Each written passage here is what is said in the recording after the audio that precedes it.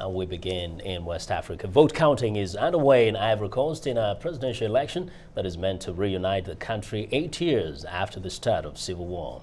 VOA West Africa correspondent Scott Stearns has our report from Abidjan. Ivory Coast's Electoral Commission says voter turnout for this poll was nearly 80%. Many people voting for the first time in this long-delayed poll to choose a new president. Young Jin Choi heads the United Nations Observer Mission here. It's very positive, particularly as who could have imagined that the rate of participation would reach such heights.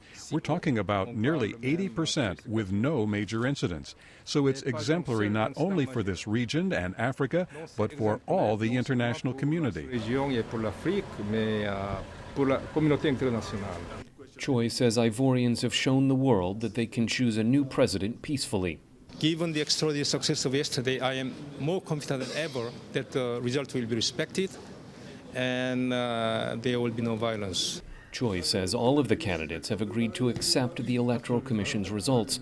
He met separately with the three leading candidates, President Laurent Gbagbo, who's running for re-election, former President Henri Konan Bedie, who was toppled in a 1999 coup, and former Prime Minister Alassane Ouattara, who'd been previously prevented from standing as a candidate because of questions about his nationality. As partial results from Sunday's poll began to be announced, Gbagbo supporter Stanislas Top says voters want winners and losers to keep in mind how much Ivory Coast needs a peaceful outcome.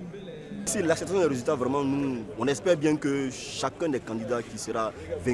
hoping the results will be accepted by every candidate who lost, because we're truly tired with the violence this country has sunk into for the last 10 years, the cause of all the poverty we talk about, the poverty we feel.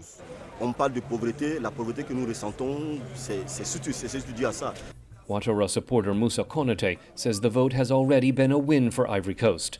The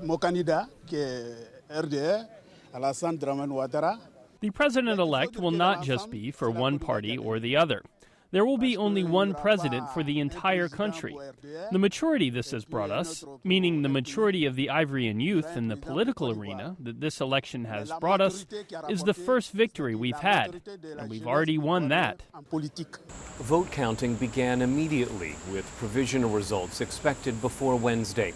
If no one wins more than half these ballots, there'll be a runoff between the top two finishers. So it's important for all the candidates to do well with their electoral base to lay the foundation for potential second-round alliances.